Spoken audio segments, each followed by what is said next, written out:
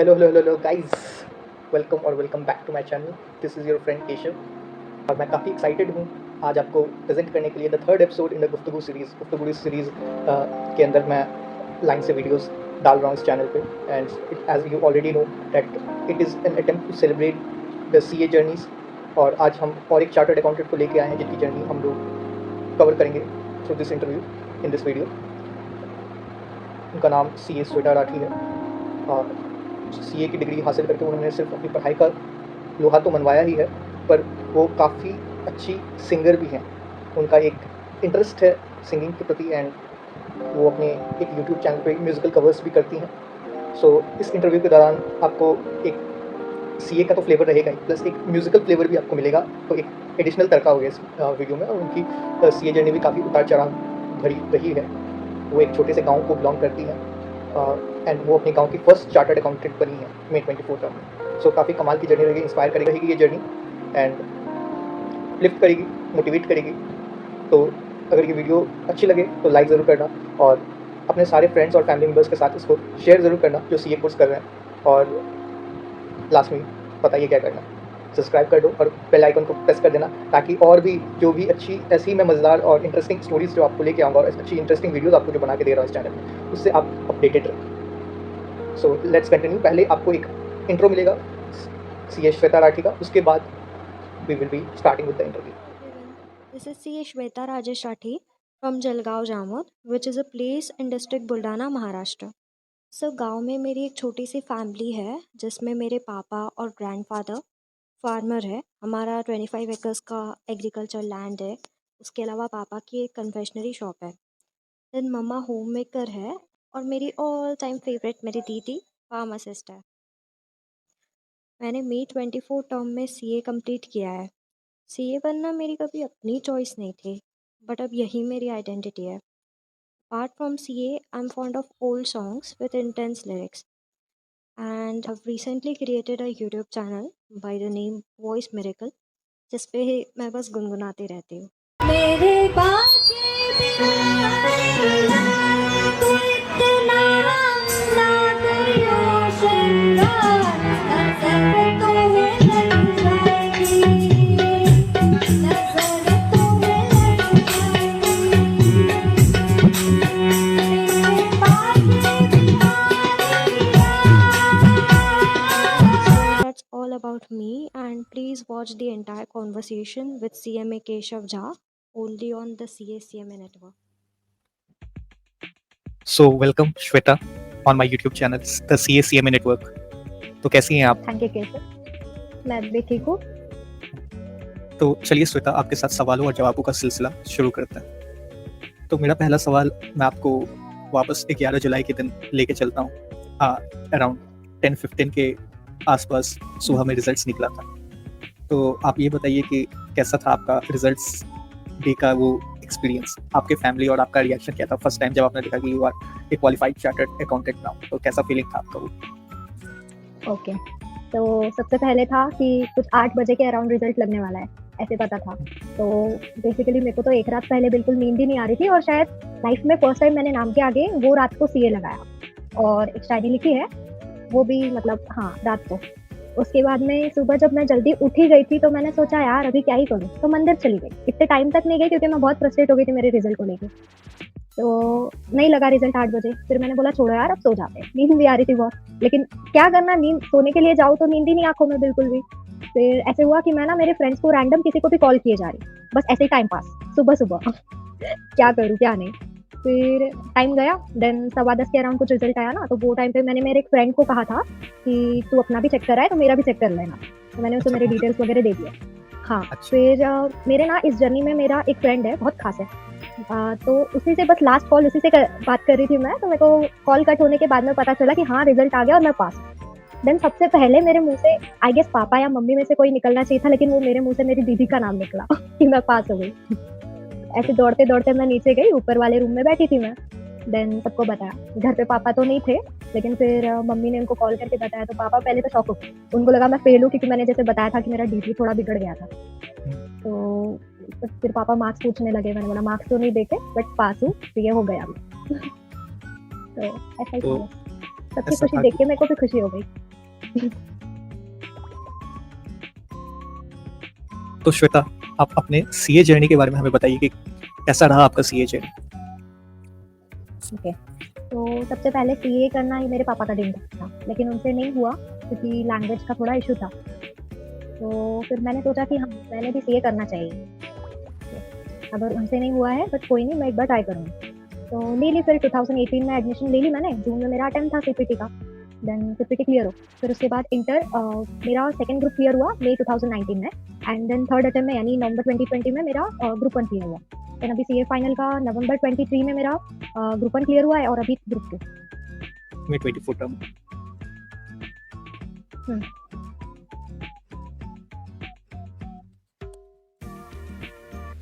Music मेरे हिसाब से किसी भी इंसान का एक पार्टनर रहता है, इन द सेंस कि हम कुछ भी फील करते हैं या हमारा जैसा भी मूड हो, तो हम लोग चूज करते हैं म्यूजिक की तरफ रुख करते हैं। कि सैड है, अपने आप को अपलिफ्ट करना चाहते हैं तो फिर मोटिवेशनल सॉन्ग सुनते हैं। अगर सैड है तो और सैड फील करने चाहते हैं, तो इनहांस करना चाहते हैं उस फीलिंग को, तो हम लोग सैड सॉन्ग्स प्रेफर करते हैं। तो म्यूजिक हमारी जर्नी का बहुत अच्छा खासा पार्ट रहता है किसी भी इंसान का। बट कुछ लोग ऐसे होते हैं जो कि काफ़ी ज़्यादा टैलेंटेड रहते हैं, कि वो उनके पास माँ सरस्वती का एक ये रहता है, ब्लेसिंग रहता है कि they can sing well as well. तो फिर उसमें से हमारी प्रिय चार्टर्ड अकाउंटेंट श्वेता राठी भी एक ऐसी इंडिविजुअल है कि जिन्होंने जो ब्लेस्ड है बाय माँ सरस्वती, एंड वो काफ़ी अच्छा गाना भी गाती है। उनका एक पर्टिकुलर यूट्यूब चैनल भी है जहाँ पे वो म्यूजिकल कवर्स को अपलोड करती हैं खुद सिंग करके। एंड इससे बड़ी बात क्या हो सकती है इस पॉडकास्ट में, कि बहुत कम ऐसे ओकेजन्स होते हैं कि एक सीए के पॉडकास्ट में आपको गाने का भी फ्लेवर मिल जाए। तो इस पॉडकास्ट में अब मैं ये श्वेता को अपॉर्चुनिटी दूंगा कि वो एक म्यूजिकल समा बना दे इस पॉडकास्ट में, एंड व्यूअर्स को अपने गायकी से लुभाए। ठीक है, पहले लग जा गले सुनाओ। पहले लग जा गले सुनाओ। हाँ, सुना दीजिए। तो ये मेरा फेवरेट है, दैट्स व्हाई। अच्छा, हमको मिली है आज ये घड़ियां नसीब से, जी भर के देख लीजिए हमको करीब से, फिर आपके नसीब में ये रात हो, शायद फिर से जन्म मुलाकात हो ना हो, लग जा गले से। Mind blowing. और मैंने आपका एक गाना कवर देखा है पहले यूट्यूब पे, उसमें आपने शायद तेरी हो गया गाना एक है वो बजाया था, वो काफी मेरे को पसंद आया। तो मैं एक फरमाइश करना चाहूंगा आपसे उस पर्टिकुलर सॉन्ग के लिए, क्योंकि काफी अच्छा भी लगा मेरे को आपकी आवाज को। ओके, ठीक है, मेरा भी फेवरेट है एक्चुअली। अच्छा,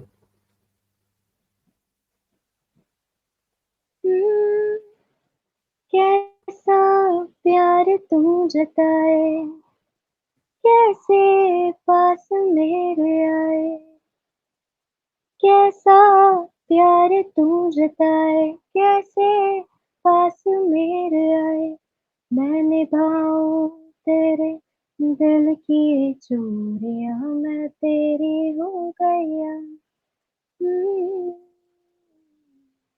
मैं तेरी हो गई।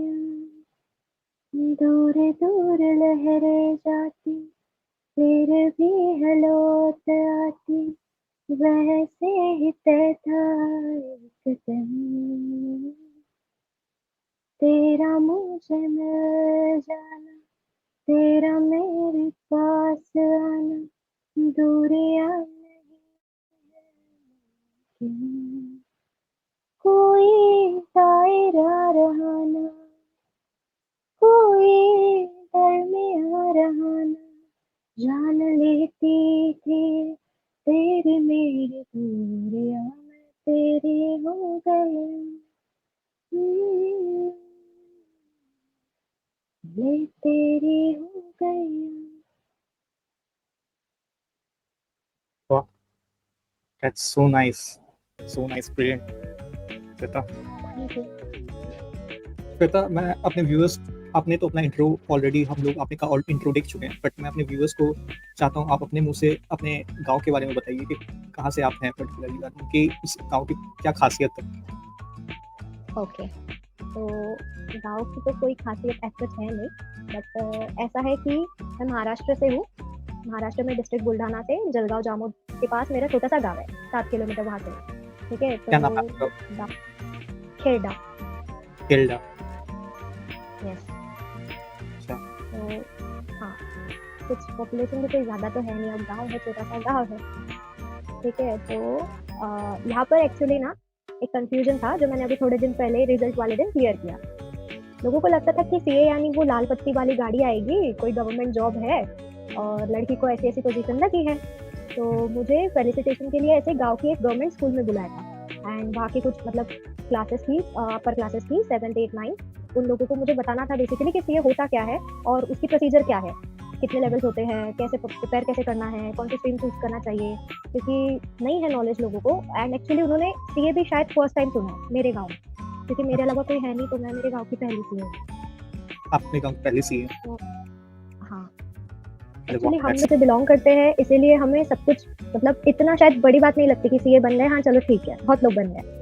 लेकिन यहाँ पे इन लोगों की खुशी देख के जो उन्होंने न्यूज़पेपर में मेरा आर्टिकल दिया और पता नहीं जितनी मेरी तारीफ़ें कर रहे हैं, मेरे को भी लग रहा है कभी-कभी कि क्या ही हो गया भाई।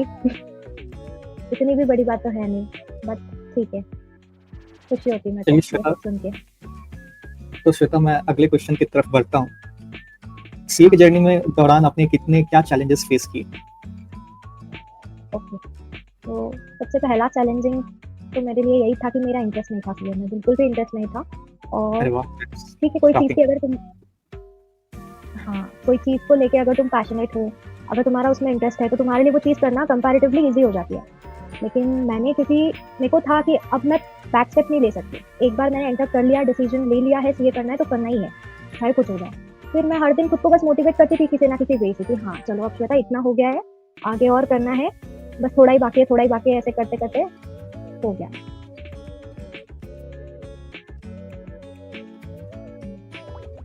तो श्वेता, जो अगला सवाल है वो मैं पूछना चाहूंगा कि आपसे कि अगर आप सीए नहीं होती तो क्या होती? ओके, अगर मैं सीए नहीं होती तो शायद से मैं सिंगर होती, मतलब प्रॉपर क्लासेस वगैरह लिया होता, कुछ म्यूजिकल इंस्ट्रूमेंट सीखे होते, कुछ ना कुछ तो हो ही जाता था शायद। हाँ, ये बात है। तो अगला जो सवाल मेरा आपसे श्वेता वो है कि आपको इंटर और फाइनल लेवल पे एक एक सब्जेक्ट ये बताइए जो आपका फेवरेट था और जो आपको सबसे टफ लगता था दोनों लेवल्स पे, इंटर एंड फाइनल। ओके, तो मेरा फेवरेट तो लॉ था, जो शायद बहुत लोगों का होता भी है, क्योंकि मतलब इंटर लेवल कौन पे से तो अच्छा लेवल? खासा स्कोरिंग था लॉ। अच्छा। इंटर तीनों एक्चुअली तीनों लेवल पे, सीपीटी में भी लॉ फेवरेट हुआ करता था, इंटर में भी और फाइनल में भी, क्योंकि मेरी क्लासेस नहीं थी, मैंने सेल्फ स्टडी किया है, तो वही। एंड टफ मुझे एज सच इंटर लेवल पे अकाउंट्स का थोड़ा सा था फोबिया, लेकिन इतना नहीं, बट अकाउंट्स का लगता था मुझे।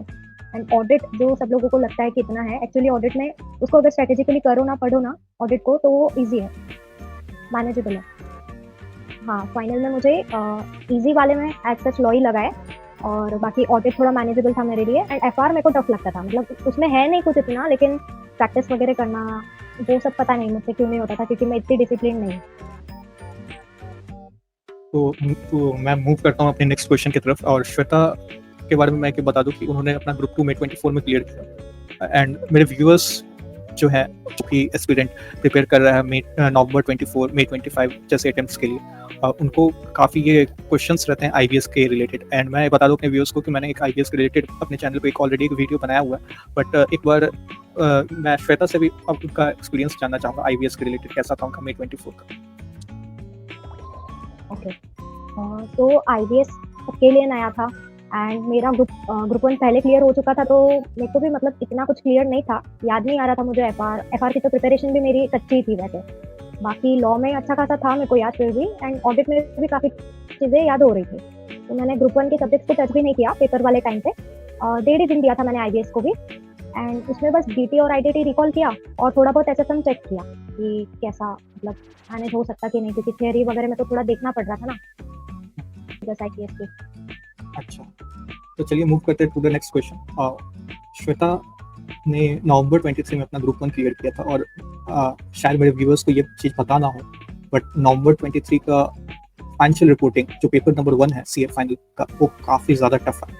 एंड श्वेता की प्रिपरेशन उस टाइम पे ग्रुप 1 एफआर की इतनी अच्छी भी नहीं थी, एंड जैसा कि उन्होंने पहले इस बात को बताया है कि एफआर से उनको सबसे ज़्यादा डर लगता था, स्टिल उन्होंने फाइनेंशियल रिपोर्टिंग का पेपर को उसमें क्रैक किया था, जहाँ पे बहुत लोग उस पेपर को मैनेज नहीं कर पाए थे और उनकी वजह से उनका अटेम्प्ट लग गया। तो श्वेता से मैं ये सीक्रेट जानना चाहूँगा कि अगर कोई paper out of the box आ जाता है एग्जामिनेशन एंड आपको पता चल गया एग्जाम हॉल में, आप पेपर अटेम्प्ट करते हो कि यार ये out of the box paper है, तो आप कैसे उस सिचुएशन को हैंडल करते हो और वैसे पेपर्स को कैसे आप क्रैक कर सकते हो?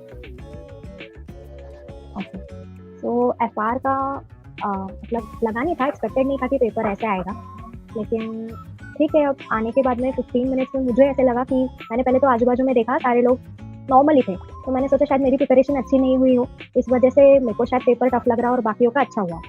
लेकिन फिर मैं धीरे धीरे मैंने बोला अभी ऑप्शन नहीं है अपने पास, सॉल्व तो करना ही है, तो मैंने ट्राई किया। ट्राई करते करते एंड तक जब मैं पहुंची पेपर में, तो मुझे कहीं ना कहीं से तो कॉन्फिडेंस था कि मेरे 40 पासिंग तो निकल जाएगी कैसे भी। और मेरी ना एक बहुत गंदी आदत है, मतलब पेपर होते से ही मैं घर पे आने के बाद सबसे पहले चेक कर लेती कि मेरा कितना स्कोर हो सकता है और पेपर के ऊपर लिख देती कि हाँ मेरे को इतना एक्सपेक्टेड है। लेकिन एफआर में पता नहीं, मेरी हिम्मत ही नहीं हुई कि मैं चेक करूँ, और चेक करूँ भी तो कैसे, कोई सोल्यूशन हो सजेस्टेड हो तो करूँगी ना। बट लेकिन फिर भी मेरे को कहीं ना कहीं से उम्मीद थी कि हाँ हो जाएगा शायद, तो मैंने एफआर का कभी चेक ही नहीं किया। डोंट माइंड, पर मैं कभी कभी समझ नहीं पाता हूँ कि आपके साथ जब मैं ये पॉडकास्ट शूट कर रहा हूँ, मैं आपसे अपने जो एक्सपीरियंस सीए परस्यू कर रहे हैं उनके लिए स्टडी टिप्स लूँ कि आप से टिप्स ब्यूटी के टिप्स लूँ कि आप सोचा। एक रैंडम क्वेश्चन आपके ऊपर थ्रो करना चाहूँगा कि कोई एक पिकअप लाइन, मेरे हिसाब से आपके ऊपर काफ़ी पिकअप लाइन्स ट्राई की होंगी किसी लोगों ने, लड़कों ने तो फिर ऑब्वियसली, तो फिर एक कोई पिकअप लाइन जो आपको हमेशा याद रहता है, फनी लगता है या हमेशा कुछ, तो वो आप शेयर करना चाहें हमारे व्यूअर्स के साथ। हाँ, एक्चुअली क्लासेस में आई मेट अ गाय, उसने मुझे एक ऐसे ही पता नहीं ब्रेक में कहीं तो बोल दिया था, बस ऐसे ही बहुत टाइम बाद। हम लोग पहले अच्छे कौन सी फ्रेंड्स थे, लेकिन फिर उसने बाद में मेरे को इंटर सीए इंटर में क्या बोला था तो उसने? उसने मुझे वो बोला कि जैसे ऑडिट का लेक्चर अभी सारे लोग सो रहे हैं क्लास में बैठ के, तो वो बोले कि अगर बोले मेरे को ना पढ़ाई पे अगर कॉन्सेंट्रेट करना है तो मेरे पास बस एक ही, मतलब मेरे पास एक ही बहाना होता था कि मैं बस तुझे देख लूँ और तो मेरी नींद उड़ जाए। अरे तो वाह, मेरे को बहुत फनी लगी। मेरे को तो लगता है जो ये वीडियो देख रहे हैं उनकी भी नींदें उड़ा दी होंगी आप। नहीं ऐसा कुछ नहीं है। तो श्वेता, मैं आगे बढ़ता हूँ मैं आपके आर्टिकलशिप एक्सपीरियंस की तरफ जाता हूँ कि कैसा रहा है आपका आर्टिकलशिप का एक्सपीरियंस, कहाँ से आपने आर्टिकलशिप की थी, एंड कोई एक फनी या मेमोरेबल इंसिडेंट आपके आर्टिकलशिप पीरियड से कि जो आपको याद हो और आप शेयर करना चाहती हैं। हाँ, मैंने सबसे पहले रजिस्टर किया था नागपुर में, एक फर्म है, मतलब मिड साइज फर्म ही है, राठी कौशिक एंड एसोसिएट्स बोल के। तो वहाँ पर मैंने रजिस्टर किया, कुछ 3-4 महीने के पीरियड के लिए अंडर कोविड आ गया, फिर मुझे ट्रांसफर लेना पड़ा वहाँ से, क्योंकि मेरे मतलब अकोमोडेशन से रिलेटेड मेरे पास इश्यूज थे, काफ़ी इश्यूज थे मेरे। तो मेरे को मेरे प्रिंसिपल ने एक्चुअली बोल दिया था कि आप ट्रांसफर ले लो और आपके होम टाउन में कहीं कर लो। देन फिर मैं अमरावती चली गई। अमरावती में मैंने बाकी का पीरियड अपना कंप्लीट किया, लेकिन सीए फाइनल के अटेम्प्ट के रिलेटेड थोड़ा सा इशू हो गया था मैम का, मेरा प्रिंसिपल का, तो फिर मैंने वहाँ से भी ट्रांसफर ले लिया एंड मैं जलगांव आ गई। तो आपने फाइनली वहाँ से अपनी आर्टिकलशिप खत्म। तो आपको कोई एक फनी या मेमोरेबल इंसिडेंट याद है अपनी आर्टिकलशिप से, कोई किसी इंसिडेंट जो? हाँ, एक्चुअली मैं ना रोती बहुत हूँ, तो मेरे को मेरे दोनों भी पहले प्रिंसिपल से यही सुनने मिला है कि तेरे तो लड़की अच्छी है, बस ये रोना कम कर दे। कुछ भी बोल दिया, थोड़ा सा भी बोल दिया तो ऐसे आंसू आते बोले कि जैसे पता नहीं कोई ड्रामा चल रहा है यहाँ, हिंदी सीरियल बन रही है। कोई सास बहू का ड्रामा चल रहा है एक तक। हाँ, एक्चुअली बस एक लाइन क्या बोल दी उन्होंने तो 2 आंसू तो आ ही जाएंगे पक्की बात। बट ठीक है, अब नहीं है ऐसा, मैंने खुद को स्ट्रॉन्ग बना लिया काफी। तो श्वेता, मेरा जो नेक्स्ट क्वेश्चन है आपसे वो चीज़ है कि जैसे आपने भी अपने इंटर फाइनल लेवल्स पे कुछ अटेम्प्ट्स लगे हैं, तो ये ऑब्वियस सा बात है कि सीए में सब कोई फर्स्ट अटेम्प्टर नहीं रहता, सबको कुछ ना कुछ अटेम्प्ट्स लग जाती हैं। तो आप कैसे अपने आप को मोटिवेटेड रखती थी जब भी आपका अटेम्प्ट लगता था, एंड कैसे फिर कम बैक करती थी नेक्स्ट अटेम्प्ट के लिए? तो इंटर लेवल पे तो मुझे ऐसी कोई दिक्कत गई नहीं, क्योंकि मेरा एक ग्रुप क्लियर था एंड मैंने आर्टिकलशिप ज्वाइन कर ली थी। तो मुझे मतलब एक डर बस यही था सीए में मेनली कि मैं ना पीछे ना रह जाऊँ कहीं, जो मेरे साथ वाले हैं वो मेरे साथ ही रहे बस कहीं ना कहीं से। तो बट ये चीज़ मतलब एक्चुअल में फेलियर कैसे फील होता है, क्या होता है, मेरे को फाइनल में मेरे फर्स्ट अटेम्प्ट के टाइम रियलाइज हुआ। मैंने एक्चुअली मैं ऑनेस्टली आप सबसे कहना चाहूँगी जिनका भी फर्स्ट अटेम्प्ट है फाइनल का भी, प्लीज़ आप लाइटली मत लीजिए। मैंने बहुत लाइटली लिया था मेरा फर्स्ट अटेम्प्ट एंड वो ईजी था कंपैरेटिवली मेरे बाकी अटेम्प्ट से, तो वो काफ़ी ईजी था। तो अगर मैं शायद तो मैंने तो बहुत लाइटली लिया मेरा अटेम्प्ट, लेकिन आप लोग प्लीज़ मत लेना। ये फर्स्ट अटेम्प्ट, जिसने भी बोला है कि अटेम्प्ट्स मैटर नहीं करते, कहीं न कहीं पे करते हैं। इसीलिए अगर आपका फर्स्ट अटेम्प्ट है तो प्लीज़ आप उसको बहुत सीरियसली लीजिए एंड इन केस अगर नहीं होता है तो फिर ठीक है ना यार, सेकंड अटेम्प्ट कोई मतलब इश्यू नहीं है। अगर तुम्हें अटेम्प्ट्स भी लगते हैं तो बस कहीं न कहीं से तुम्हें सीए बनना है, गिव अप नहीं करना है। सो जैसा कि श्वेता ने कहा कि सीए करना मीन्स एक नेवर गिव अप एटीट्यूड के साथ हमेशा इस कोर्स को परस्यू करना चाहिए और देखना चाहिए। तो श्वेता, अगला क्वेश्चन आपसे ये पूछना चाहूँगा कि अगर आपको मौका मिले कि आप सीए कोर्स में कुछ चेंज करना चाहती, एक कोई चेंज कर सकती हैं आप, तो क्या वो चेंज करती? एक्चुअली चेंज बस यही कि अपना जो चेकिंग पैटर्न है, जो एक्चुअली रीवैल्व होता है, वो ठीक से हो। मतलब एक बार एक तो आंसर मतलब जो सजेस्टेड आंसर की है, उनसे कई जिन बच्चों के आंसर्स मैच हो रहे हैं, एटलीस्ट उनको एक चांस देना चाहिए कि वो कहीं न कहीं से उनकी पासिंग निकाले। बस वही।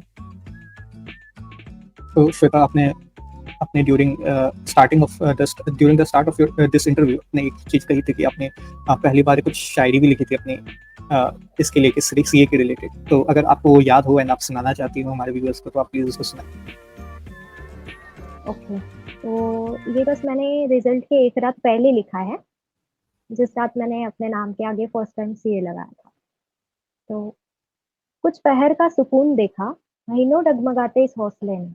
मैं परसों गुम थी, अपनों के खातिर लिए फैसले में। किस्मत की बातें कभी समझ ना आई, शायद वो मुझसे खफा थी। किस्मत की बातें कभी समझ ना आई, शायद वो मुझसे खफा थी। क्या इंतहा मेरे बस की नहीं, मैं पूछती खुद से कई दफा थी। बहुत मुश्किल था उस रास्ते पर चलना, जिसमें मंजिल की न चाह थी। कल तक तो बस तारीख बदलती थी, आज मौसम बदला है। रास्ता छोटी ही सही मगर सुनानी थी।